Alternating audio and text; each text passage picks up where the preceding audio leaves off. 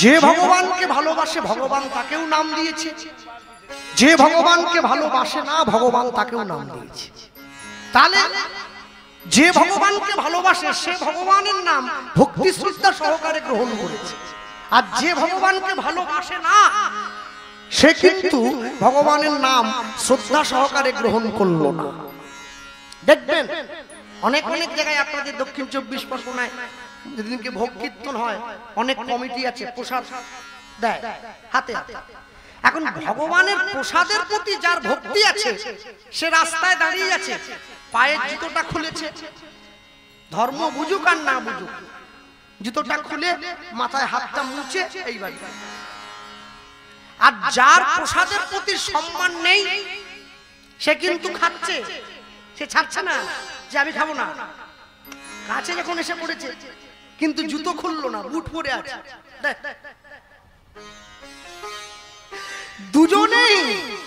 দুজনেই প্রসাদ পাচ্ছে। দুর্যোধন কৃষ্ণ পেয়েছে আর বৃন্দাবনের ব্রজগোপীরাও কৃষ্ণ পেয়েছে। দুটো পাওয়া কি এক নাকি? আপনি জগতে জীবনে কি শিখবেন এটা বড় কথা নয়, আপনি কার কাছ থেকে শিখবেন এইটা বড় কথা। যুধিষ্ঠির শিক্ষা গ্রহণ করেছে কৃষ্ণের কাছ থেকে, আর দুর্যোধন শিক্ষা গ্রহণ করেছে শকুনির কাছ থেকে। এবারে বুঝে নেন কে কি শিখেছে, কোথা থেকে কার কাছ থেকে শিখছেন এইটা বড়, কি শিখছেন এটা বড় নয়। আপনার শিক্ষা যদি উন্নত মানুষের কাছ থেকে হয় আপনার শিক্ষাটাই উন্নত হবে। যে সাধু হয় সে কোনোদিন চুরি করার শিক্ষা আপনাকে দেবে না, আর যে চোর হয় সে কোনোদিন আপনাকে ভক্ত হওয়ার শিক্ষা দেবে না। আপনার শিক্ষকই আপনার জীবনের পথপ্রদর্শক। আস্তে মায়েরা কথা বলো না। হ্যাঁ, আশ্চর্য কি জানেন, বাস্তব জগতে দেখতে গিয়ে আমরা একটা জিনিস লক্ষ্য করি, কুকুরের থেকে শেয়াল কিন্তু অনেক বেশি চালাক। শেয়ালের যা বুদ্ধি অত বুদ্ধি কুকুরের নেই। তাই যদি অত বুদ্ধি শেয়ালের, তাহলে মানুষের লক্ষ লক্ষ টাকা দিয়ে বাড়িতে কুকুর কিনে পুষছে কেন? দুটো শেয়াল পুষলেই তো হয়। শেয়াল তো বিনা পয়সায় পাওয়া যায়, মাঠে ঘাটে গেলে ধরে একটা পুষলেই হলো। কুকুর পোষার দরকার। জীবনে চালাকির থেকে বিশ্বাস অর্জন করাটা বেশি দরকার। কুকুর বোকা, কুকুর কিন্তু বিশ্বস্ত। শেয়াল চালাক, শেয়াল কিন্তু চিটিংবাজ। হ্যাঁ, গত পরশুদিনের ঘটনাটা টিভিতে খবরের কাগজে আপনারা দেখেননি? আমাদের মেদিনীপুরে পাঁশকুড়ার ছেলে কৃষ্ণেন্দু দাস, ছেলেটা মারা গিয়েছে। চিপসের প্যাকেট চুরি করে নি বলে সুইসাইড নোট লিখে আত্মহত্যা করেছে, কীটনাশক খেয়েছে। মানে যে বিষ ধানে দেন আপনারা সেই বিষ খেয়ে মারা গেছে। 13 বছরের ছেলে, ক্লাস 7-এ পড়ে। আমার বাড়ির থেকে সামনে, খুব বেশি দূরে না। পুরো এলাকাটা শোকস্তব্ধ, সকলে চুপ হয়ে গেছে। কেন বলুন তো? মানুষের চুপ হয়ে গেছে কেন? মানুষের চুপ হয়ে গেছে অন্য কারণ চিন্তা করে। একটা 13 বছরের ছেলে গোটা বঙ্গবাসীকে একটা শিক্ষা দিয়ে গেছে, কি জীবনে অসম্মান সহ্য করে বেঁচে থাকার থেকে মরে যাওয়া ভালো।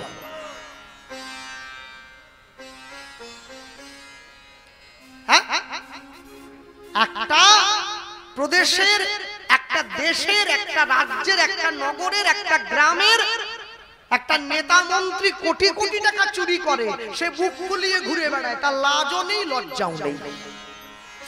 আর সামান্য একটা 5 টাকা কুড়কুড়ির প্যাকেট চুরি করেনি, তার মা তাকে মেরেছে, তুই চুরি করেছিস। এই অপমানটা সহ্য করতে পারলো না, মারা গেল। মৃত্যুর আগে লিখেও দিয়ে গেছে, মা তুমি বিনা দোষে আমায় মারলে, আমি চুরি করিনি। মনে রাখবেন, আত্মসম্মান বোধ এটা সকলের থাকে না। আত্মসম্মান তৈরি করতে হয়, এটা পরিবার থেকে আসে, পরিবেশ থেকে আসে।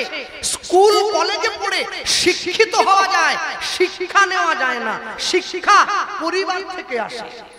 যার পরিবার যেমন সংস্কার দেবে, সে হিন্দু হোক চাই মুসলমান, চাই বৌদ্ধ হোক চাই খ্রিস্টান, যার পরিবার যাকে যেমন সংস্কার দেবে সেই পরিবারের সন্তানরা তেমনি ভাবে মানুষ হবে।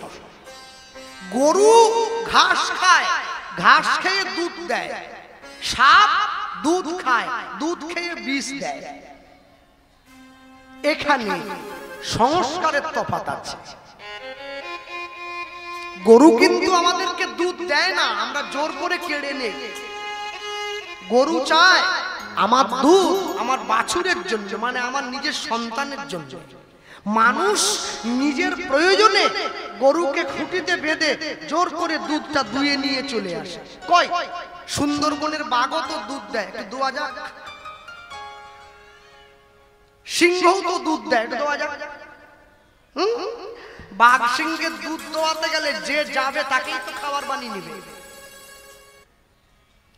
মানুষ বরাবরই দুর্বলের উপরে অত্যাচারটা বরাবরই করে আসে, সবলের উপরে অত্যাচার করতে পারে না।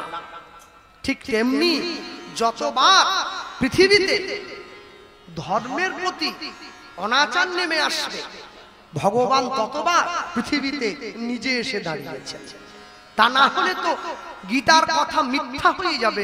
যদা যদা হি ধর্মস্য গ্লানির্ভবতি ভারতম অভ্যুত্থানম অধর্মস্য তদাত্মানম সৃজম্যহম পরিত্রাণায় সাধূনাং। সাধুদেরকে পরিত্রাণ করার জন্য। কে সাধু? যে গেরুয়া পোশাক পরেছে, বড় জটা বড় দাড়ি, সে সাধু? না না না। সাধু কে? ভারতবর্ষের মাটিতে থেকে যারা ধর্মীয় সংস্কার পালন করছে তারাও এক ধরনের সাধু। নাই বা গেরুয়া পোশাক পরলো, নাই বা বড় দাড়ি রাখলো, নাই বা রাখলো জটা, অসুবিধে কোথায়? একটা বড় বাড়ি তৈরি হয়েছে 1 কোটি টাকা খরচ করে, বাড়িটার একটাও জানলা দরজা নেই, সেই বাড়িতে লোক থাকতে পারে নাকি? এই বিরাট বড় দেহ বাড়িটা যতই সেন্ট সাবান মাখিয়ে সুন্দর চকচকে হোক না কেন, মনটা যদি খোলা না থাকে এখানেও ভগবান থাকতে পারবে না। সবার আগে নিজের মনটাকে তৈরি করতে হয়। একটা জিনিস মনে রাখবেন, আজকে আপনাদের যে গ্রামে কীর্তন হচ্ছে, গতকাল হয়েছে, আজকে রাসলীলা হবে। হ্যাঁ, আমার পরে গৌরী পিসিমণি গাইবেন, তারপরে রাসলীলা। আশ্চর্য কি, একটা পরিষ্কার কথা মাথায় রাখতে হয়, যে গ্রামে হরিনাম হচ্ছে, যে গ্রামে কীর্তন হচ্ছে, সেই গ্রামের মানুষ হরিনাম চলাকালীন যদি সম্পূর্ণ নিরামিষ সেবা করে তবেই হরিনামের কৃপা পাবে, না হলে পাবে না। কেন? আজকে আপনাদের মন্দিরে যে ঘটটা বসেছে, হরিনামের ঘট, একার নাম নিয়ে বসেনি, সংকল্প গ্রামের নামে হয়েছে। কেন? সবার পয়সা ভিক্ষে করে হরিনাম। এখানে একা কারণ নয়, সবার। তাহলে গ্রামের মানুষ হরিনামের কৃপা তখনই পাবে যদি হরিনাম চলাকালীন গ্রামের লোক সকলে সম্পূর্ণ নিরামিষ সেবা করে, তবে, না হলে পাবে না। ভগবানের কৃপা পাওয়া এত চারটিখানি কথা নয়, তাহলে সবাই পেয়ে যেত। দেখেন না, পাড়ার মোড়ে উস্তি, হটুগঞ্জ, এদিকে দক্ষিণ বারাসাত, জয়নগর, যত জায়গা আছে দেখবেন অনেক অনেক জায়গাতে, এই যে ময়দা, আপনাদের দক্ষিণ 24 পরগনা, ময়দাতে একটা বড় কালী মন্দির আছে, নাম করা কালীবাড়ি, যেখানে বামাখ্যাপা এসেছিলেন, তেল তৈলঙ্গ স্বামী এসেছে। এই যে কালীবাড়ি আছে, অনেক অনেক ক্ষেত্রে দেখা যায় মানুষে মা কালীর ঘরে পড়ে, মা মনসার ঘরে পড়ে, শীতলার ঘরে পড়ে, আছে না? কালীর ঘরে পড়েছে, শীতলার ঘরে পড়েছে, মনসার ঘরে ঘরে পড়ে নাকি সব সত্যি বলে দিচ্ছে। আচ্ছা, আজ পর্যন্ত দেখেছেন কেউ কৃষ্ণের ঘরে পড়েছে? কেউ নিতাই গৌরের ঘরে পড়েছে? পড়বে না, পড়ে না। কেন? এখন কথা হলো, মানুষ জীবনে যা কিছু চাইছে, যা কিছু করছে, আমরা সকলে চাই ভালো থাকবো, কিন্তু ভালো রাখার মালিক যে, তাকে আমরা ভালো রাখি না। সারাদিনে একবার মাত্র ঠাকুরকে একটু খেতে দেই, এইটুকু ছোট একটা থালায় 2টো নকুল দানা দিয়ে, এইটুকু বুড়ো আঙুলের মতো গেলাসে শুরু করে জল দিয়ে দিলাম। তারপরে কত ফদ্দ, আমার 3 তলা বাড়ি 4 তলা করে দাও, মেয়েকে মাস্টার, না মাস্টার বলবো নি আর, মাস্টারদের অবস্থা খুব খারাপ। মাস্টার আর বলবো নি, একটা মেয়েকে সরকারি চাকরি খুঁজে দাও, হ্যাঁ নানা রকম সব দাবি দেওয়া ভগবানের কাছে। আর দেওয়ার বেলা তাকে একটু ভালোবাসো। দেখবেন আমাদের বাংলায় যখন ভগবানের সেবা হয় আমাদের ঘরে, তা আমরা যখন ভগবানকে সেবা দেই, মন্দিরের মধ্যে ভোগের থালাটা ঢুকিয়ে দিয়ে দরজাটা মন্দিরের বাইরে থেকে বন্ধ করে দিই। এইবার দরজার বাইরে দাঁড়িয়ে কীর্তন হয়। যার গুরু ঘরে যে নিয়ম আছে, কেউ বলে ভজ পতিত উদ্ধারণ শ্রী গৌর হরি, কেউ বলে ভজ ভকত বৎসল শ্রী গৌর। এবার যিনি সেবা দিচ্ছিলেন তিনি উত্তরীয়র মধ্যে হাতটা ঢুকিয়ে নিয়ে আচমনটা করছেন। তা আচমন হয়ে যাওয়ার পর 3টে তালি দিয়ে এইবারে মন্দিরের দরজাটা খুলে দিলেন। এটা আমি বাংলার কথা বলছি, আমরা এভাবে সেবা দিয়ে অভ্যস্ত। কিন্তু বৃন্দাবনের ব্রজগোপীগণ তারা যখন ভগবানকে সেবা দেন, তাদের সেবা দেওয়ার বিধিটা একটু আলাদা। কেন? আমি ব্রজে গিয়ে দর্শন করলাম, আমরা ভগবানকে সেবা দিচ্ছি, দরজাটা বাড়ির বাইরে থেকে বন্ধ করে দিয়েছি। ব্রজের মায়েরা ভগবানকে সেবা দিচ্ছে, দুপুর বেলায় ভগবানের মন্দিরে ভোগের থালাটা নিয়ে গিয়ে ঢুকিয়ে দিয়েছে। এবারে আমরা দরজাটা বাড়ির বাইরে থেকে বন্ধ করে দেই, আর ব্রজের মা সে দরজাটা বাড়ির ভেতর থেকে বন্ধ করে দিচ্ছে। তা এই জিনিসটা আমার খুব একটা ভালো লাগলো না, মানে পছন্দ হলো না। তা আমি না বলে তো লোকের বাড়িতে ঢোকা যায় না, বাইরে দাঁড়িয়ে রইলাম। আধ ঘন্টা পরে একবারে ঘেমে টেমে গেছে, বেরিয়ে এসছে। তার দরজাটা খুলে দেখছে, কি ব্যাপার কিছু বলবে? আমি বললাম একটা জিনিস জানার জন্য দাঁড়িয়ে আছি মা। বলবো কি? বলছে তো বাইরে দাঁড়িয়ে বলবে কেন, ভিতরে এসো। তো বলা মাত্র আমি ভিতরে গিয়ে, তা আমি বললাম আমরা যখন ভগবানকে সেবা দেই, মন্দিরের দরজাটা বাইরে থেকে বন্ধ করে দিই, তাহলে আপনি যখন ভগবানকে সেবা দিচ্ছেন মন্দিরের দরজাটা ভেতর থেকে বন্ধ করলেন কেন? তিনি উত্তর দিচ্ছেন, তুমি প্রশ্নটা করলে ঠিক, কিন্তু আমি তোমাকে উত্তরটা বলতে পারবো না। আমি বললাম না, যদি বলতে পারবেন তাহলে দিচ্ছেন কেন? না জেনে কোনো কাজ করলে সেই কাজের উল্টো ফল হয়। একটা কাজ করবো তার কারণ জানবো না? আমি খাচ্ছি, কেন খাচ্ছি আমি জানবো না? পেট যদি না ভরে তো খাবো কি জন্য? হ্যাঁ, অনেকে নাকি চা খায়, কেন খায় আমি বলতে পারবো, কেন ওতে পেটও ভরে না, মনও ভরে না, তবু লোক খাচ্ছে। অনেকে বিড়ি খায়, কেন খায় আমি জানি না, কেন ওতে তো কোনো উপকার হয় না, ক্ষতি ছাড়া। ঠিক তেমনি কোনো কারণ জেনে কর্ম না করলে সে কর্মের তো উল্টো ফল হয়ে যাবে। তো তখন আমাকে বলছে আমি জানি কিন্তু বলবো না। কেন বলবেন না? না যদি বলেন তাহলে আমরা শিখবো কি করে? বড়দের কাছ থেকে ছোটরা শিখবে। বড়রা পৃথিবীতে আগে এসেছে, তারা আমাদের থেকে বেশি শিখেছে, তারাই তো আমাদের শেখাবে, আমরা পরবর্তী প্রজন্মকে শেখাবো। তা বলছে আসলে সত্যি কথা বলতে কি, বাংলায় একটা কথা আছে জানো কি? কি কথা? আপন ভজন কথা না বলিবে যথা তথা। আমি বললাম হ্যাঁ, তা জানো যদি তাহলে আমাকে জিজ্ঞাসা করছো কেন?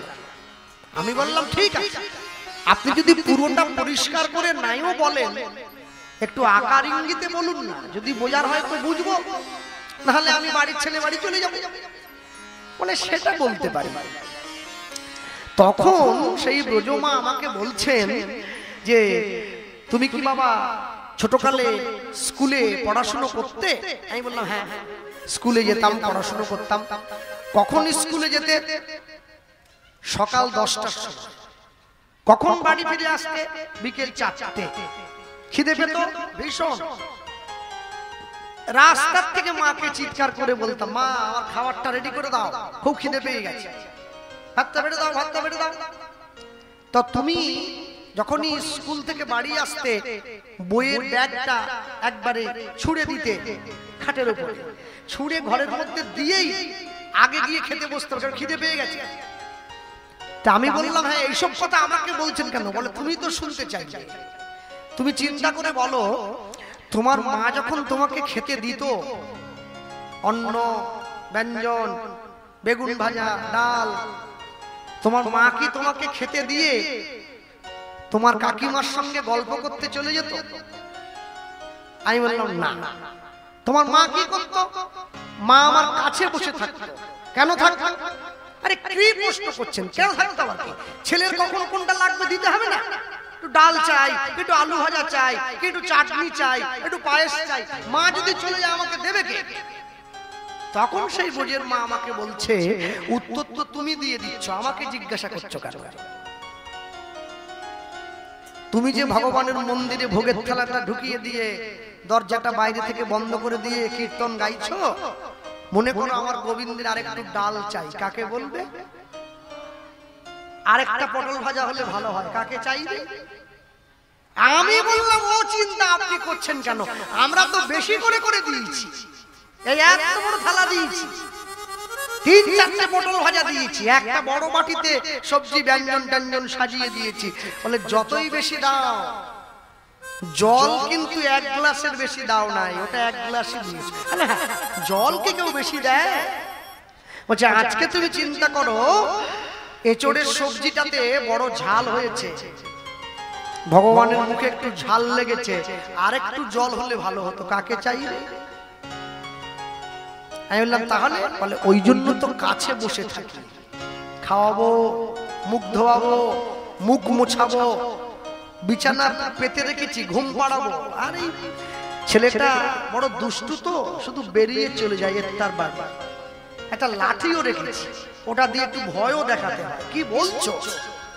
যা চোখ দেখে রাবণ কুম্ভকর্ণ সব ঠান্ডা হয়ে গেছে, তাকে তুমি ওই প্যাকাটি দিয়ে ভয় দেখাবে? বলে একে তো ভালোবাসা বলে।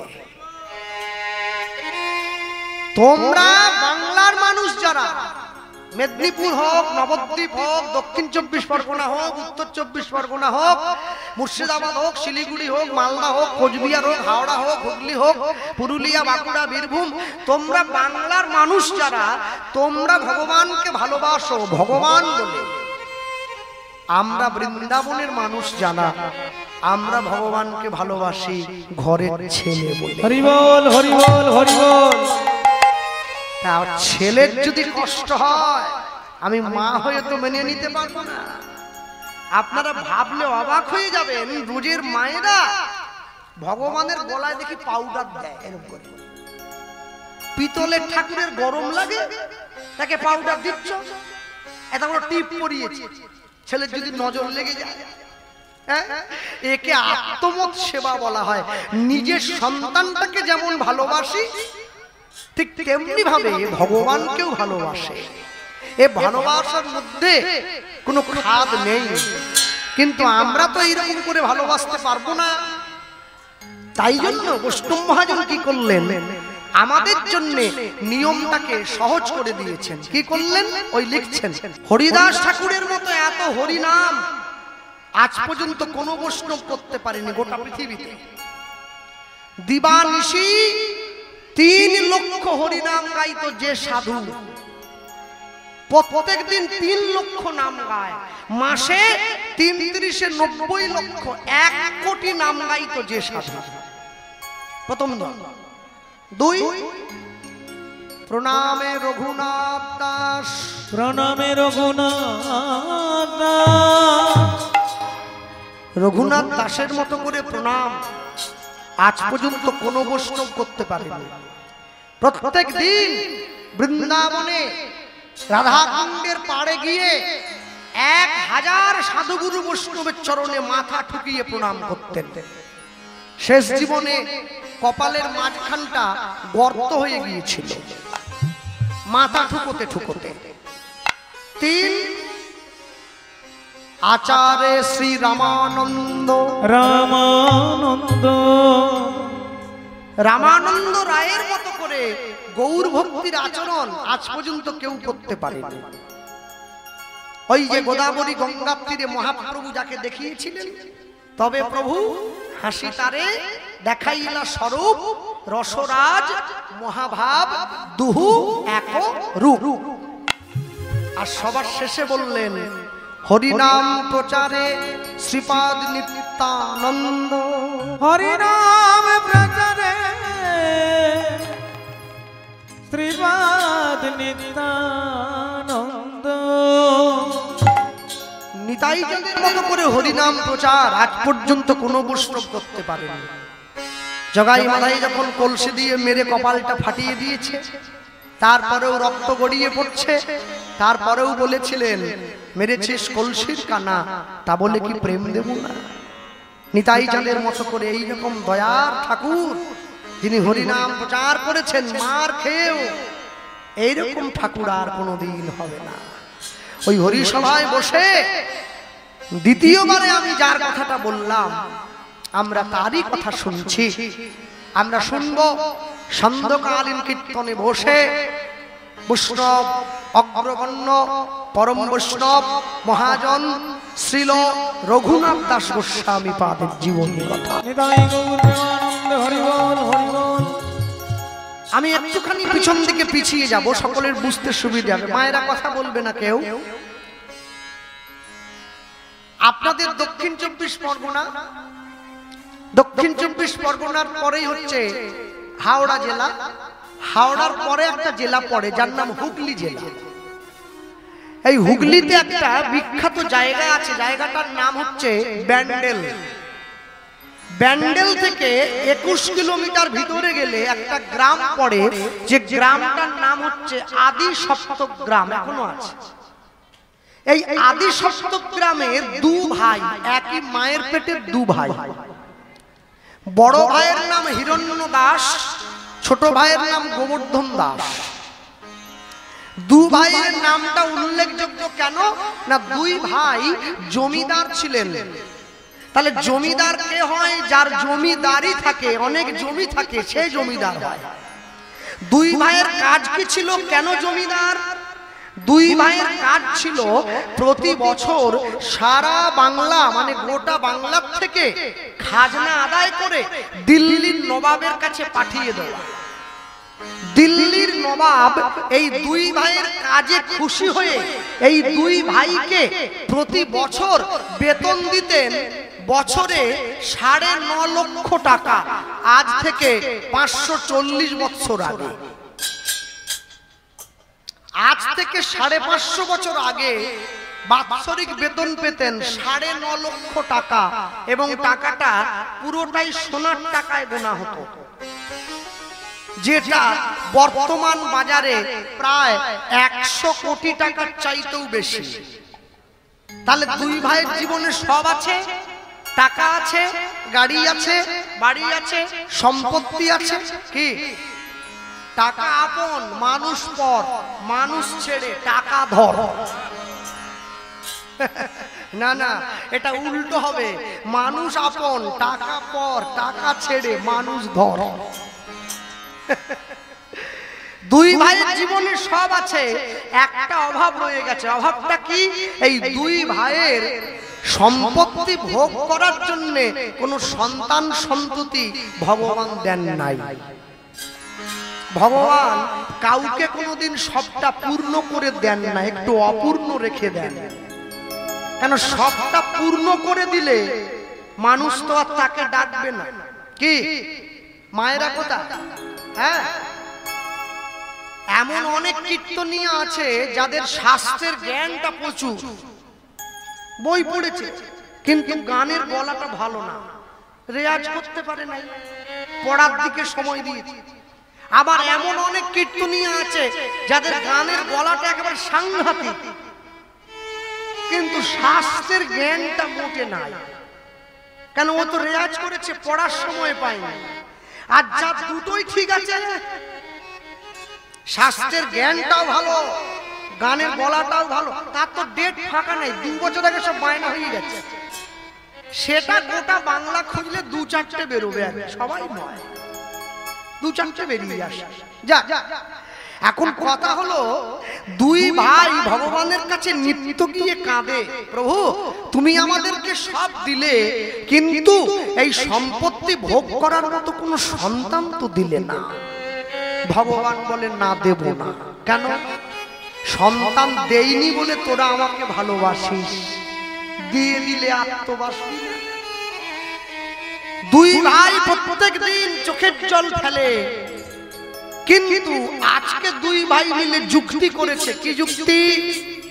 আজকে 2 ভাই মিলে যুক্তি করে ভগবানের মন্দিরে গিয়ে ভগবানের চরণটা জড়িয়ে ধরে বলে উঠল, এতদিন পর্যন্ত সন্তান চেয়েছি নিজেদের জন্য, আজকে সন্তান চাইছি তোমার সেবার জন্য।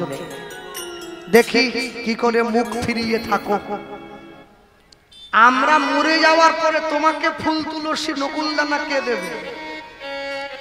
তাই নিজের সেবা যদি বাঁচিয়ে রাখতে চাও, একটা সন্তান দাও। হ্যাঁ, বিয়ে আপনি নিজের ইচ্ছায় করতে পারেন, সন্তান নিজের ইচ্ছায় গ্রহণ করতে পারবেন না। ওটা ঈশ্বর চাইলে তবেই সম্ভব, না হলে সম্ভব নয়। আজকে 2 ভাই গোবিন্দের চরণটা জড়িয়ে ধরেছে। এইবারে ভগবান বিপদে পড়েছে, সর্বনাশ। কি হবে? এতদিন তো নিজেদের জন্য ছেলে মেয়ে চাইছিল, এখন তো আমার সেবার জন্য চাইছে। এবারে কি করে মুখ ফিরিয়ে থাকবো? আর তো পারা যাচ্ছে না। 2 ভাই গোবিন্দ চরণটা জড়িয়ে ধরেছে।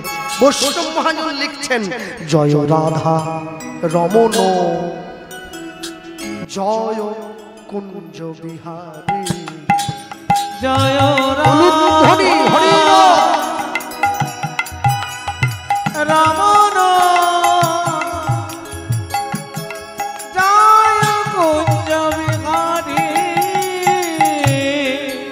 জয় রাধা রমণ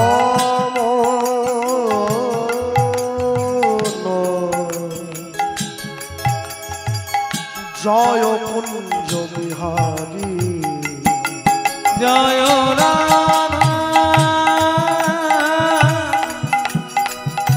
রমণ জয় কুঞ্জ বিহারী, জয় যশোদা নন্দন, জয় যশোদা নন্দন, জয় যশোদা নন্দন, জয় যশোদা নন্দন, বৃন্দাবন হৃদি বিহারে, জয় হরি রমণ জয় কুঞ্জ বিহারী, নবীন নিরদন জয় শ্যাম সুন্দর, মদন মোহন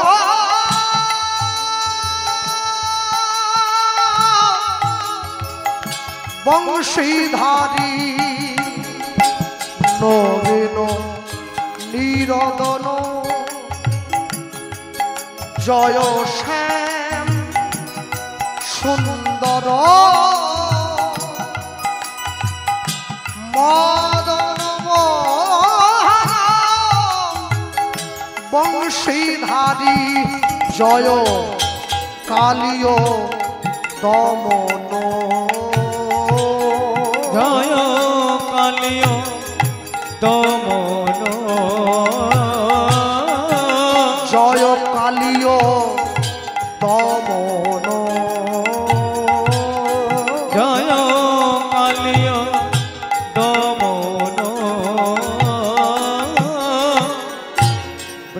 বৃন্দাবন হৃদি বিহারী জয় রাম রামন জয় কুঞ্জ বিহারী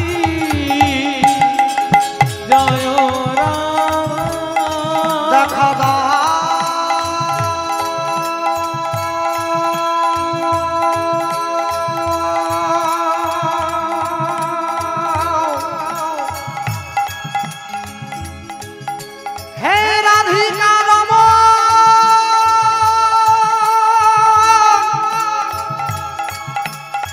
গোপী জন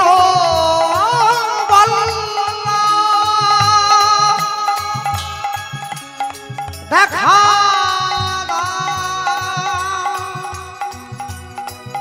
দেখা দেখা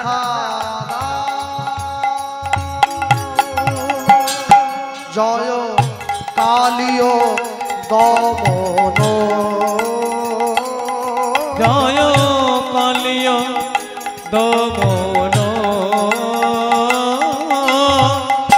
বৃন্দাবন হৃদি বিহারী জয় রাধা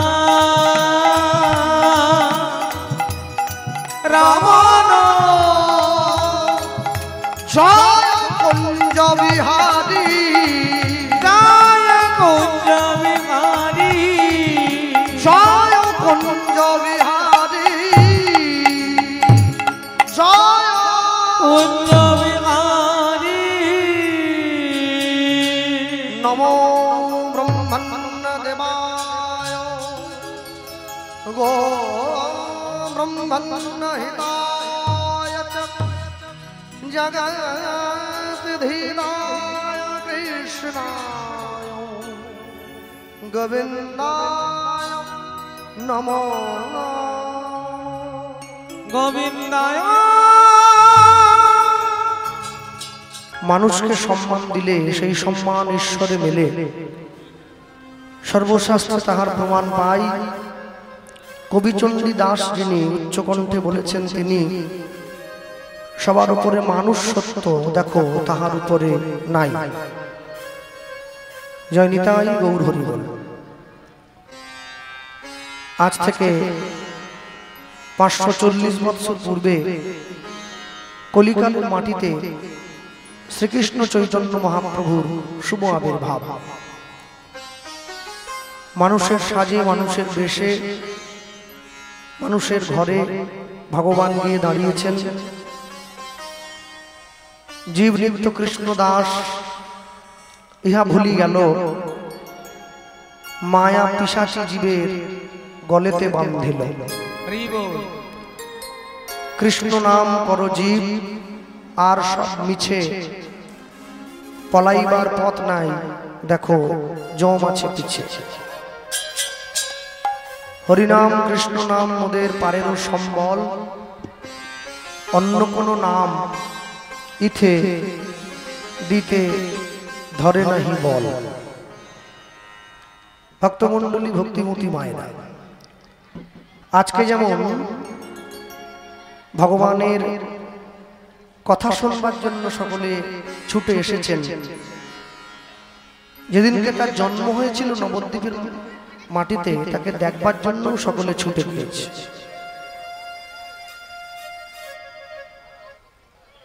কলিযুগের মানুষ ভগবানের সম্মুখে দাঁড়িয়ে সবার আগে একটাই প্রশ্ন রেখেছিলেন ঈশ্বরের সম্মুখে দাঁড়িয়ে যে কলিযুগের মানুষের জীবনে সব আছে গাড়ি বাড়ি টাকা পয়সা বিষয় সম্পত্তি কোনো কিছুর অভাব নেই মানুষের জীবনের সবথেকে যেটা বড় অভাব সেটা হলো মানুষের জীবনে শান্তির বড় অভাব যদি গৌরাঙ্গ নহিত কিমেনে হইত কেমনে ধরিতাম দে দে মানে হচ্ছে দেহ চৈতন্য মহাপ্রভু না থাকলে আমরা নিজেদের দেহটাই ধরে রাখতে পারতাম না, অন্য কিছু অনেক দূরের কথা। বাঙালির হিয়া অমিয় মাথিয়া নিমাই ধরেছে কায়া, কায়া মানে দেহ। আর এই যে আপনারা যারা বৃন্দাবনে যান, ব্রজে যান, ব্রজের ধুলিতে গড়াগড়ি দেন, বৃন্দাবনে দর্শনে যান, যদি চৈতন্য মহাপ্রভু না আসতেন তাহলে কলিকালের মানুষ জানতেই পারত না যে বৃন্দাবন খায় না গায়ে মাখে। এটা মহাপ্রভু আমাদের চিনিয়েছে। বৃন্দাবনে রূপ সনাতনকে পাঠিয়ে বৃন্দাবনের মাধুর্য মানুষের সামনে, কেন ভগবান শ্রী গোবিন্দের লীলা হয়ে গেছে ৫,৫০০ বৎসরেরও বেশি আগে। তারপরে এতদিন বৃন্দাবন একবারে ঘন জঙ্গলে ঢাকা হয়ে গিয়েছিল। রূপ সনাতন প্রথম বৃন্দাবন উদ্ধার করলেন, গাছপালা কেটে সমস্ত পরিষ্কার করে। এটা মহাপ্রভুর নির্দেশ। এরপরে এই বৃন্দাবন উদ্ধার হলো, এরপরে বৃন্দাবনের মহিমা কলিযুগের মানুষ পাবে কি করে? কলিযুগের মানুষ যাতে পেতে পারে তার জন্য কলিযুগের মানুষকে একদম সহজ উপায়ে দেওয়া হবে। কি উপায়? বৃন্দাবনের ব্রজের যে যুগল সেবা, যে সেবা মাধুর্য কলিকালের জীব পাওয়ার কথা ছিল না, কিন্তু পেয়েছে। এই সেবা মাধুর্য যে কলিকালের জীব পেল, এই সেবা মাধুর্য পাওয়ার পরে কলিযুগের জীবের উদ্দেশ্য কি এটাই ব্যক্ত করছে মহাজন। লিখছেন একদম সুন্দর, কি লিখলেন? মধুর বৃন্দা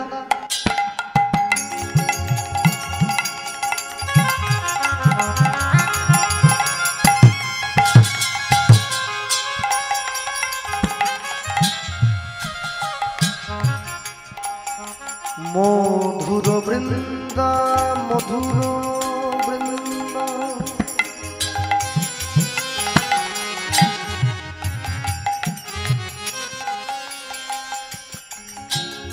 বিপিন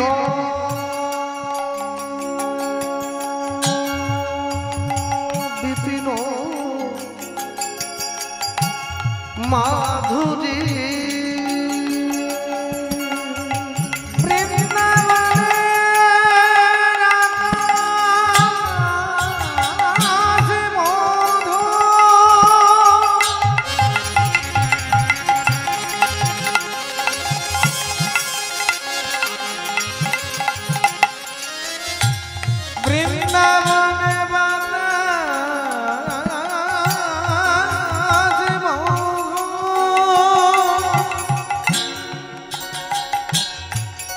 বৃন্দাবনের কীট পতঙ্গ তরুলতা সব মধুর, বড় মধুর সেই বৃন্দাবন।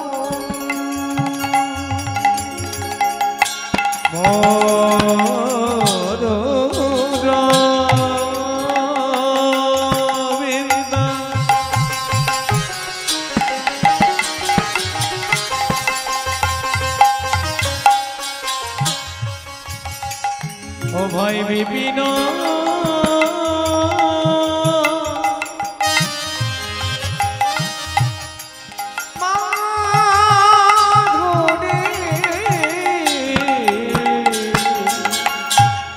প্রবেশ চাতুরী, প্রবেশ চাতুরী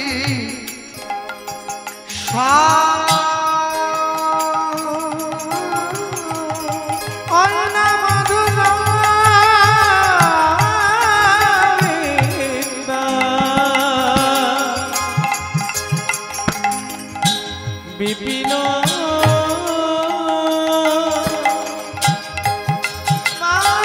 মাধুরী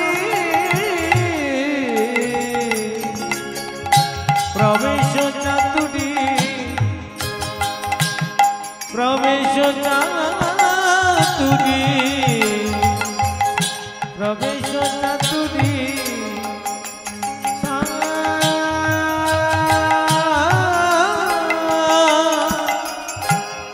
বড় যুবতী তাহে ভাবের ভগতি শকতি হইত দেখো ভাই বনজ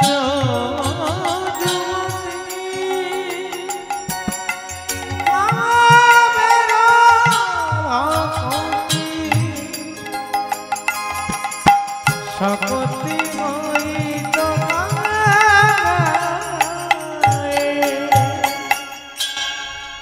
মধুর বৃন্দা বিপিন মাধুরী প্রবেশ চাতুরী সার বরজ যুবতী ভাবের ভকতি শপতি হইত কার। গাও পুন পুন শ্রী গৌরাঙ্গের গুণ উলুধ্বনি গৌরাঙ্গের গুণ গাও গুণ গাও গুণ গাও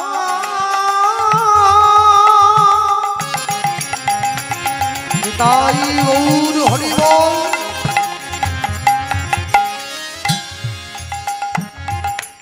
গৌরাঙ্গের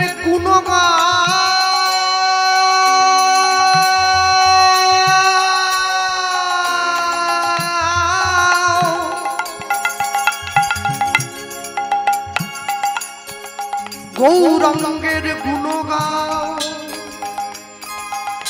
গৌরাঙ্গের গুণ গাও যার নুন খেলে তার গুণ গাও নইলে মানুষ তোমায় বেঈমান বলবে অকৃতজ্ঞ বলবে অমানুষ বলবে। পুন পুন বারবার গাও গুণ একবার না পারিলে দেখো শতবার দস্যু রত্নাকরের মতো তুমিও মরা মরা বলতে বলতে রাম উচ্চারণ করবে। গাও পুন পুন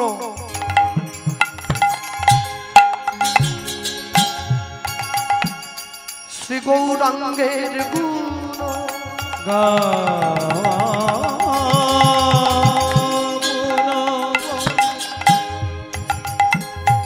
শ্রী গৌরাঙ্গে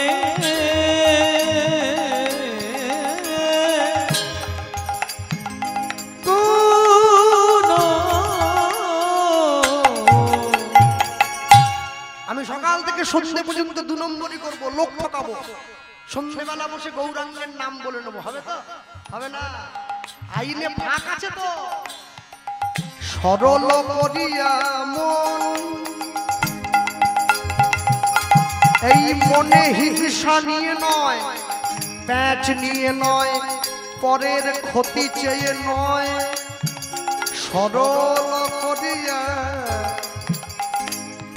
সরল করিয়া সরল করিয়া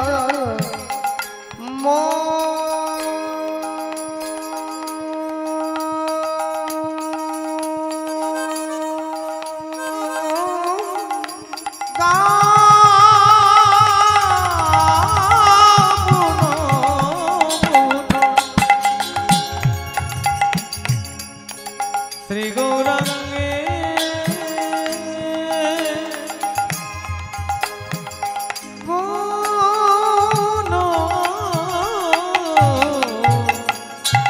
সরল করিয়া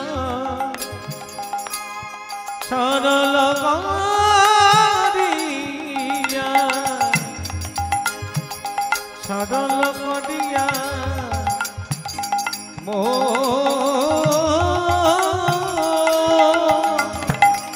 ওগো এ তিন ভুবনে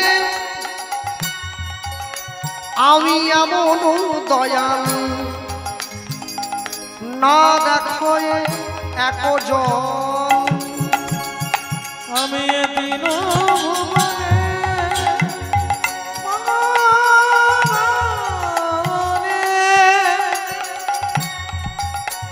এমন দয়া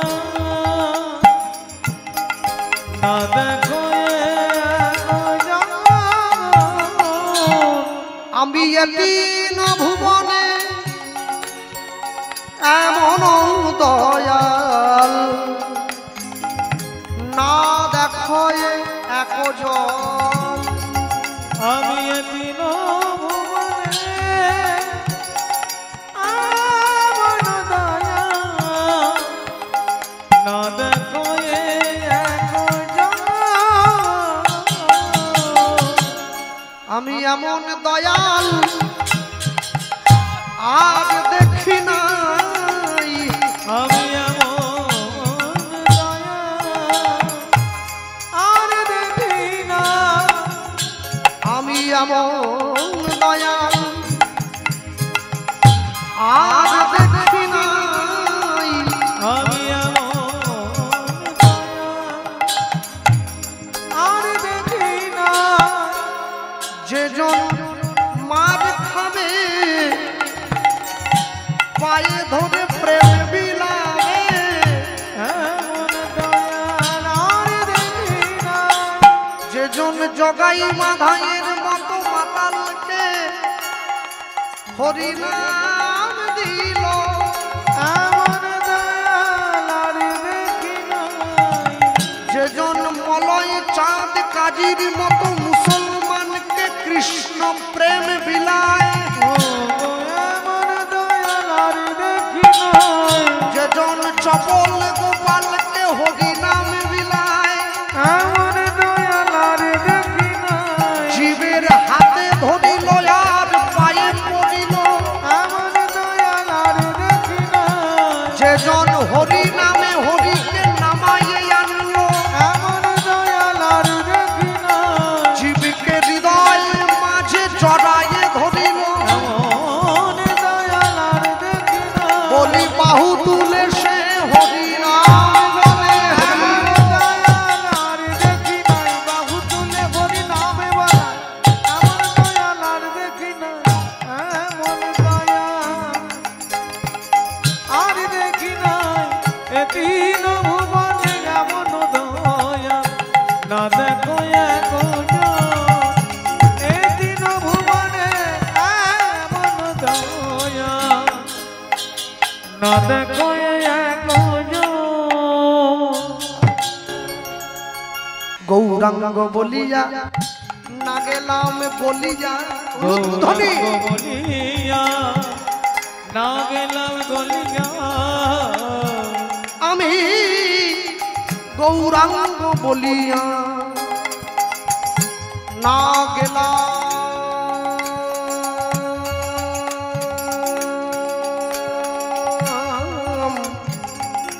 না গেলাম না গেলাম না গেলাম বলিয়া গৌরাঙ্গ বলিয়া না গেলাম গলিয়া কেমনে ধরিনু দে গৌরাঙ্গ বলিয়া না গেলাম গলিয়া কেমনে ধরিনু দে বাসু ঘোষ হিয়া পাষাণ দিয়া বিধি কেমনে গড়িয়াছে ওগো বাসুদেব ইয়া পাশানে বাঁধিয়া বলো বিধি কেমনে গড়িয়াছে ওগো বাসু ঘোষ হিয়া পাষাণ দিয়া বিধি কেমনে গড়িয়াছে ওগো বাসু ঘোষ দিয়া পাশানে দিয়া বলো বিধি কেমনে গড়িয়াছে বলি আমার ভাগ্যে হলো না আমার ভক্তে বলি সবাই তোমার নাম নিল আমার ভক্তে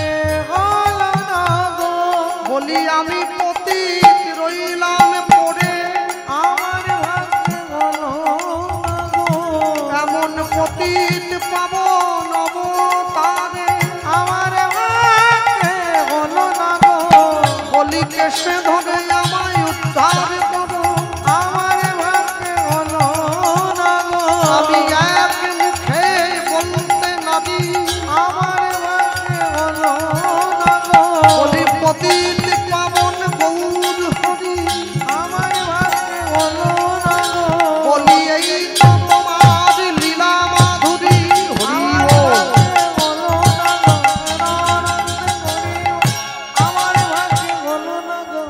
আমার ভাগ্যে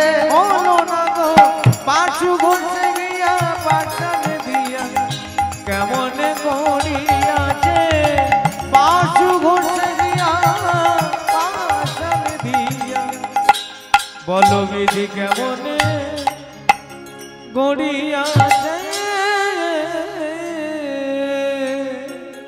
গৌরাঙ্গ বলিয়া না গেলাম গলিয়া কেমনে ধরিনু দে কেমনে ধরিনু দে বাসু ঘোষ হিয়া পাশানো দিয়া পাশন দিয়া বিধি কেমনে গড়িয়াছে বলো বিধি কেমনে কেমনে গড়িয়াছে ছোট্ট করে আমরা গৌরচন্দ্রিকা শুনলাম, লীলা মাধুর্যের মধ্যে প্রবেশ করি। প্রবেশ করতে গিয়ে যা বলবো, বৈষ্ণব জগতে আজকে কথা নয়, বৈষ্ণব জগতে আমরা যত বৈষ্ণবদেরকে দর্শন করছি, দেখছি, যাদের নাম আমরা শুনে থাকি, এনাদের মধ্যে 4 জন বৈষ্ণব রয়েছেন যাদের শিরোপা আজ পর্যন্ত কেউ নষ্ট করতে পারে। 4 জন বৈষ্ণব। কে কে 4 জন? তাকিয়ে দেখুন। নামে ঠাকুর হরিদাস, হরিদাস প্রথম। এই যে আপনারা চিড়ে মালসা দিচ্ছেন মন্দিরে, এইটা রঘুনাথ দাস গোস্বামী প্রথম চালু করেছে। এই চিড়ে মালসা দুধ দই দিয়ে, খই দিয়ে, চিড়ে দিয়ে মেখে, সন্দেশ মুড়কি দিয়ে নিতাই চাঁদকে সেবা দিয়েছে। আর আমাদের মেদিনীপুরের দিকে চিড়ে মালসা হয় না, আমাদের ওদিকে অন্য মালসা হয়।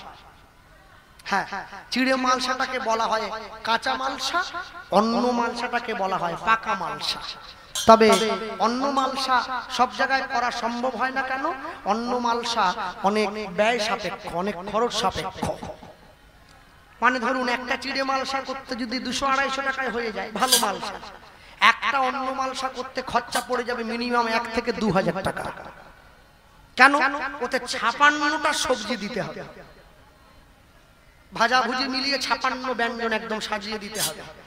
এরপরে মিষ্টি আছে, 5 রকম ভাজা আছে, পায়েস আছে, চাটনি আছে, কত রকম সব দিতে হয়। তো এই প্রথম চিড়ে মালসা রঘুনাথ দাস চালু করলো। আর অন্য মালসা শুরু হয়েছিল 64 মহন্তের ভোগ থেকে। হ্যাঁ, মাধবেন্দ্র পুরী পাত দিয়েছেন বৃন্দাবনে 64 মহন্তের ভোগ। এই যে অন্য মালসা ভক্তমন্ডলী নবদ্বীপের দিকে গেলেও, আমরা গত পরশুদিন ছিলাম বাতকুল্লা নদিয়া 3 দিন, ওখানে শেষ দিনে অন্ন মালসা হয়েছে। আর কত ভক্ত শুনেছেন প্রসাদ পেয়েছে? 3 দিন কীর্তন ছিল আমাদের ওখানে, প্রসাদ পেয়েছে কম করে 40 থেকে 50 হাজার ভক্ত সংখ্যা। ওখানে অন্ন মালসা হচ্ছে। তো এই যে নিয়ে দিয়েছে, নিতাই চাঁদকে সেবা দিল, সেবা দিয়ে এইবার রঘুনাথ দাস ঘরে এসে গেছে। ঘরে এসে সোজা পুরী ধাম চলে গেছে মহাপ্রভুর কাছে। প্রভু, এবার তোমায় কাছে না, আর কত? এসো এসো। শোনো রঘুনাথ, তুমি তো পায়ে হেঁটে পুরী এসেছো, একটু ক্লান্ত হয়ে গেছো, একটু বিশ্রাম করো। 2 দিন 4 দিন বিশ্রাম করার পরে রঘুনাথ দাস মনে মনে ভাবছে, আমি কি শুধু খেতে আর ঘুমোতে এসেছি না? আজ আমি ঘুমোবো না।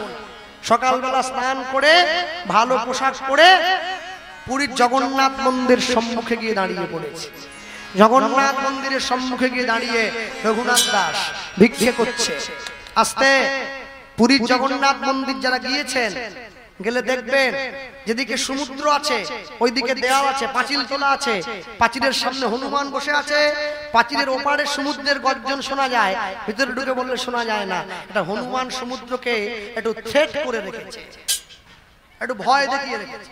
আমার জগন্নাথ তো বিশ্রাম করে, তোমার এই শব্দ যদি আমার জগন্নাথের কানে যায় তোমাকে আমি খেয়ে ফেলবো। ওই জন্য পাঁচিল পেরিয়ে সমুদ্রের গর্জন এপারে আসে না। ওই জন্য পুরীকে ধাম বলা হয়। অনেক কারণ আছে, এত সহজ না, অনেক কারণ। প্রত্যেক দিন পুরীতে 10,000 মানুষের জন্য প্রসাদ রান্না হয়, একটু কমও হয় না বেশিও হয় না। আশ্চর্য হয়ে যাবেন, রান্না করার জন্য যে বাসন ব্যবহার হচ্ছে পুরীর মন্দিরে, একটা বাসন একবার ব্যবহার হয়ে গেলে আর দ্বিতীয়বার ব্যবহার হয় না, সব মাটির বাসন। হ্যাঁ, জগন্নাথের জন্য কোনো সবজি মশলা বাজার থেকে কেনা হয় না, জমিতে চাষ করে তারপর রান্না করে দেয়া হয় প্রভুকে। ভক্তমণ্ডলী, ভক্তিমতী মায়েরা, হ্যাঁ, এই যে নিয়ে গিয়ে যখন দাঁড়ালো, রঘুনাথ দাস দাঁড়িয়ে পড়েছে জগন্নাথ মন্দিরের সম্মুখে, আর ওই দাঁড়িয়ে অবতারের সার গোড়ায় অবতার, মন কেন না চিনিলি তার, উলুধ্বনি ওই না অবতারের সার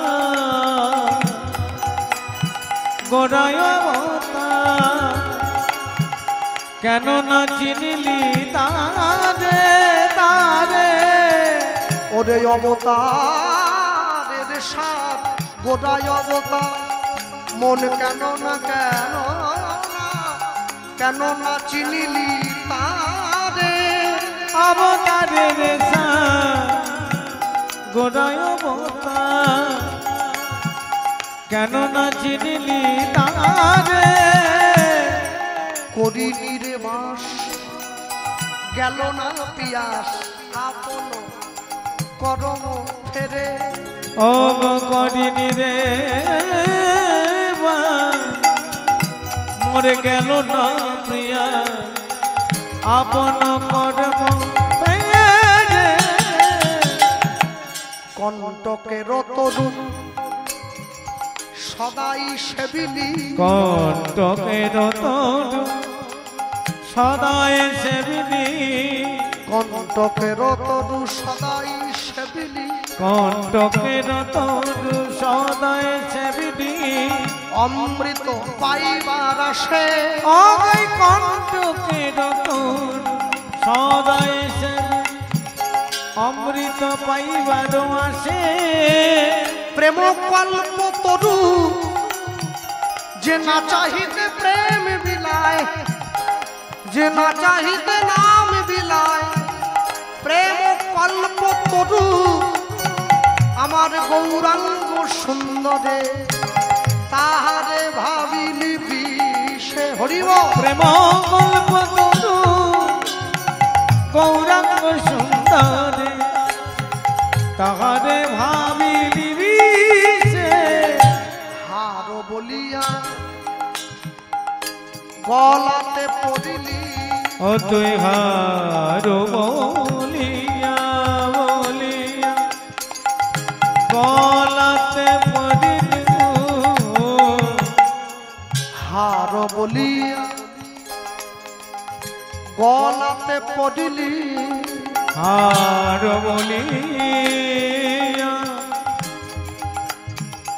গলাতে পড়িলি, সমন কিঙ্কর সাপ, হার বলিয়া, যতদিন পর্যন্ত সোনা 30,000 ছিল, একটু কমা দামি সাপ ছিল, মোটামুটি 50-60 একটু দামি সাপ খরিষ্টটি সবে আর, এখন তো অজগর হয়ে গেছে 92,000। হার বলিয়া গলাতে পড়িলি, হার বলিয়া গলাতে পড়িলি, সমন কিঙ্কর সাপ, হার বলিয়া, রাত জেগে কীর্তন করে 5 টাকা 10 টাকা করে জমিয়ে শেখরার দোকানে গিয়ে সোনার হার কিনলাম পরবো বলে, কিন্তু সোনার হার পরে ভিড় রাস্তায় যেতে পারি না, চলে যান। অন্ধকারে যেতে পারি না, তখনও যাওয়ার ভয় আছে। ভিড়েও যেতে পারবো না, ফাঁকেও যেতে পারবো না। নিজের পয়সার কেনা হার নিজে পড়তে পারি না, মরণের ভয় আছে। বাড়িতে রেখেছি তাও ভয়, যদি চোর নিয়ে যায় আলমারি ভেঙে। কিন্তু কেউ যদি গৌরাঙ্গ নামের হার গলায় পরে তার মৃত্যুর ভয় পলায়ে যায়। উলুধ্বনি যেজন গৌরাঙ্গ নামের মালা গলায় পরে তার মৃত্যুর ভয় পলায়ে যায়। বলিহার করিয়া হিয়ায় ধরে মৃত্যুর ভয় পলায়ে যায়। ও হার করিয়া হিয়ায় ধরে মৃত্যুর ভয় পলায়ে যায়। হার বলিয়া গলাতে পদিলি, হার বলিয়া গলাতে পড়িলি। সমন কিঙ্কর সাপ। হার বলিয়া গলাতে পড়িলি, সমন কিঙ্কর শীতল বলিয়া আগুন পোহালি, পাইলি বজ্রতা। ওই না শীতল বলিয়া আগুন পোহালি, পাইলি বজ্রতা। সংসার ভজিলি শ্রী গৌরাঙ্গ ভুলিলি, সংসার ভজিলি শ্রী গৌরাঙ্গ ভুলিলি। না শুনিলি সাধুর কথা। সংসার ভজিলি শ্রী গৌরাঙ্গ ভুলিলি, না শুনিলি সাধুর কথা। ওরে ইহ পরকাল দুকাল খোয়াইলি, খাইলি দাস লোচন মাথা। ইহ পরকাল দুকাল খোয়ালি, খাইলি দাস লোচনের মাথা। জমিদারের ছেলে সেজে গুজে ভিক্ষা করছে, মানুষে অনেক ভিক্ষা দিয়েছে। সেই ভিক্ষা পাত্র নিয়ে গিয়ে যখন দাঁড়িয়েছে মহাপ্রভুর সামনে, মহাপ্রভু রঘুনাথের দিকে তাকিয়ে মৃদু হেসে মুখটা ঘুরিয়ে নিলেন। রঘুনাথ দাস ভাবলেন মহাপ্রভু আমার ভিক্ষায় খুশি হননি, তাই জন্য মুখ ঘুরিয়ে নিয়েছেন। যা ভিক্ষা পেয়েছিলেন সব নিয়ে গিয়ে পুরীর সমুদ্রের জলে ফেলে দিলেন। মহাপ্রভু কি বললেন? ভালো হইল রঘুনাথ ছাড়িল সিংহদ্বার, ছাড়িল সিংহদ্বার। সিংহদ্বারে ভিক্ষা বৃত্তি বেশ্যারো আচার। বেশ্যারো আচার। বেশ,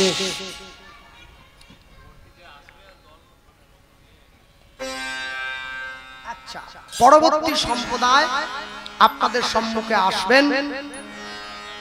কেউ চলে যাবেন না বাড়ি, একটু সময়ের মধ্যেই তিনি হাজির হবেন। পরবর্তী কীর্তনিয়া মাননীয়া শ্রীমতী গৌরী রায় পণ্ডিত মহাশয়া শ্রীধাম নবদ্বীপ থেকে উনি আসছেন। আপনারা কেউ চলে যাবেন না, ওনার মুখে বিশুদ্ধ গৌর কথা কৃষ্ণ কথা শুনবার জন্য অপেক্ষা করবেন ধৈর্য সহকারে। নিতাই গৌর প্রেমানন্দ হরি বল। হরি বল, হরি বল। মহাপ্রভু রঘুনাথ দাসকে বললেন ভিক্ষা তুমি করবে, কিন্তু কারো কাছে কিছু চাইবে না। কারো কাছে কিছু না চাইলে কেউ দেয়? 7 দিন ধরে ভিক্ষা করেছে, একটা চালের দানা পর্যন্ত পায়নি যে পেটে খাবে। 8 দিনের দিন সকালবেলা খিদের জ্বালা সইতে না পেরে রঘুনাথ দাস কি করলো? পুরীর জগন্নাথ মন্দিরের রান্নাঘরের পিছন দিকে যে নর্দমা আছে, নর্দমার সামনে গিয়ে দাঁড়িয়ে পড়ল। সেই নর্দমার সামনে দাঁড়িয়ে একটা করে পচা অন্নের দানা নর্দমা থেকে ধুয়ে হাতে তুলেছে। 100 কোটি টাকার মালিকের ছেলে এবার যেই মুখে তুলতে গেছে মহাপ্রভু এসে হাতটা ধরে নিয়েছে। রঘুনাথ, আমি তোমার এই ধৈর্যের পরীক্ষাই করছিলাম। এতদিন পরে তুমি তো সত্যি অর্থে কৃষ্ণ পাওয়ার যোগ্য ব্যক্তি হলে। এসো, বুকে জড়িয়ে ধরেছে। প্রভু, এবার আমাকে অনুমতি দাও, আমি বৃন্দাবনে যাব। নিশ্চয়ই যাবে। তুমি বৃন্দাবনে না গেলে বৃন্দাবনের লীলা মাহাত্ম্য প্রচার করবে জগতে কে? যদি আপনারা এখনো বৃন্দাবনে যান, গেলে দেখবেন রঘুনাথ দাস গোস্বামীর সমাধি আছে রাধাকুণ্ডের পাড়ে। 542 বছর ধরে একভাবে হরি নাম হচ্ছে, বন্ধ হয়নি। একভাবে নাম হচ্ছে, কোনো পয়সা দিয়ে দল নেই। আপনি করছেন, আপনি ভাবছেন আমি উঠে যাব, দেখবেন পিছন দিকে একজন দাঁড়িয়ে আছে, দাদা একটু আমাকে হলে ভালো হয়। একভাবে নাম চলছে। রঘুনাথ দাস বৃন্দাবনে যাচ্ছে, সাধু গুরু বৈষ্ণবের চরণে মাথা ঠুকিয়ে প্রণাম করত প্রতিদিন 1000 বার। রাধাকুণ্ডের পাড়ে বসে আছেন। পরবর্তী সম্প্রদায় আস্তে আস্তে আমরা বলতেই পারি রাধা কৃষ্ণ প্রাণম যুগল কি রাধা কৃষ্ণ প্রাণম যুগল কিশোর, রাধা কৃষ্ণ প্রাণম যুগল কিশোর। জীবনে মরণে গতি,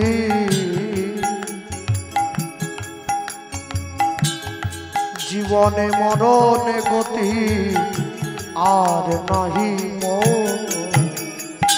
যুগল কিশোর, রাধা কৃষ্ণ প্রাণম যুগল কিশোর, রাধা কৃষ্ণ প্রাণম যুগল কিশোর। কালিন্দির কুলে খেলি কদম্বের বন, রতন বেদীর পদে বসাব দুজন।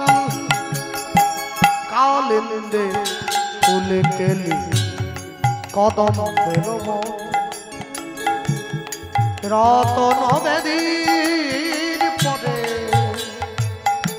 বসাব দুজন। শ্যামবরী অঙ্গে দিব চুয়া চন্দনের গন্ধ, চামর ঢুলাব সদা হেরব মুখ চন্দ। শ্যামবরী অঙ্গে দিব চুয়া চন্দনের গন্ধ, চামর ঢুলাব সদা হেরব মুখ চন্দ।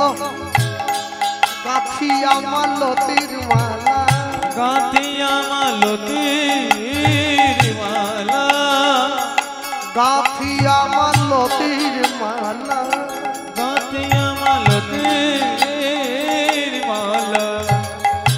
দেব দোহার বলে আমরা গাথিয়া মালতীর মালা, দেব দোহার বলে। অধরে তুলিয়া দেব কর্পূর তাম্বুলে। রাধা কৃষ্ণ প্রাণম যুগল কিশোর, রাধা কৃষ্ণ প্রাণম যুগল কিশোর। ললিতা বিশাখায়াদি যত সখী বৃন্দে আজ্ঞায় করিব সেবা, যুগল চরণ বৃন্দে। ললিতা বিশাখা যত সখী বৃন্দে আজ্ঞায় করিব সেবা, যুগল চরণ বৃন্দে। শ্রীকৃষ্ণ চৈতন্য প্রভু দাস অনুদাস সেবায় অভিলাষ মাগে, নরোত্তম দাস নরোত্তম দাস। রাধা কৃষ্ণ প্রাণ মোর যুগল কিশোর রাধা কৃষ্ণ প্রাণ মোর যুগল কিশোর জীবনে মরণে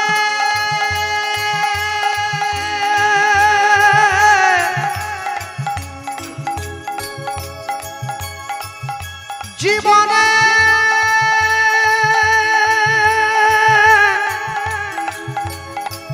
মরণে জীবনে মরণে গতি নহিম রাধা কৃষ্ণ প্রাণ উলুধ্বনি হরিব রাধা কৃষ্ণ প্রাণ যুগল কিশোর রাধা কৃষ্ণ প্রাণ যুগল কিশোর জয়রূপ শ্রী সনাতন ভট্ট রঘুনা শ্রী গোপাল ভট্ট দাস রঘুনা জয়রূপ শ্রী সনাতন ভট্ট রঘুনা বাহু তুলে গোপাল ভট্ট দাস রঘুনা এই ছয় গোসাইয়ের করি চরণ বন্ধ এই ছয় গোসাই করি চরণ বন্ধ এই ছয় গোসাইয়ের করি চরণ বন্ধ এই ছয় গোসাই করি চরণ বন্ধ যা হইতে বিঘ্ন নাশ অভীষ্ট পূরণ যা হইতে বিঘ্ননাথ অভীষ্ট পূরণ যা হইতে বিঘ্ননাথ অভীষ্ট পূরণ যা হইতে বিঘ্ননাথ অভীষ্ট পূরণ এই ছয় গোসাই যাবে ব্রজে কইলেন মাস এই ছয় গোসাই যাবে বলে কইলেন মাস ওগো এই ছয় গোসাই যাবে ব্রজে কইলেন মাস এই ছয় গোসাই যাবে বলে কইলেন মাস ব্রজে রাধা কৃষ্ণের নিত্য লীলা ভুবনে প্রকাশ রাধা কৃষ্ণের নিত্য লীলা ভুবনে প্রকাশ মনের আনন্দে বল হরি ভজ বৃন্দাবন আনন্দে বল হরি ভজ বৃন্দাবন আনন্দে বল হরি ভজ বৃন্দাবন মনের আনন্দে বল হরি ভজ বৃন্দাবন রাধা কুণ্ড শ্যামকুণ্ড গিরি গোবর্ধন রাধা কুণ্ড শ্যামকুণ্ড গিরি গোবর্ধন মনের আনন্দে বল হরি ভজ বৃন্দাবন উলুধ্বনি বল হরি ভজ বৃন্দাবন ললিতা বিশাখায়াদি যত সখীগণ ললিতা বিশাখায়াদি যত সখীগণ মনের আনন্দে বল হরি ভজ বৃন্দাবন মনের আনন্দে বল হরি ভজ বৃন্দাবন শ্রীদাম সুদাম দম্ব সুদাম গোপ গোপীগণ শ্রীরাম সুদাম নাম সুদাম গোপ গোপীগণ মনের আনন্দে বল হরি ভজ বৃন্দাবন মনের আনন্দে বল হরি ভজ বৃন্দাবন রাধা কুণ্ড শ্যামকুণ্ড গিরি গোবর্ধন রাধা কুণ্ড শ্যাম কুণ্ড গিরি গোবর্ধন মনের আনন্দে বল হরি ভজ বৃন্দাবন মনের আনন্দে বল হরি ভজ বৃন্দাবন মনের আনন্দে বল হরি ভজ বৃন্দাবন মনের আনন্দে বল হরি ভজ বৃন্দাবন শ্রী গুরু বৈষ্ণব পদে মজাইয়া মন শ্রী গুরু বৈষ্ণব পদে মজাইয়া মন শ্রী গুরু চরণ পাদ পদ্ম করিয়া শ্রী গুরু চরণ পাদে পদ্ম করিয়া শ্রী গুরু চরণ পাদ পদ্ম করিয়া শ্রী গুরু চরণ পাদে পদ্ম করিয়া হরি নাম সংকীর্তন গাহে নরোত্তম দাস হরি নাম সংকীর্তন গায়ে নরোত্তম দাস রঘুনন্দাস রঘুনন্দাস রঘুনন্দাস রঘুনন্দাস হরি বল রঘুনন্দাস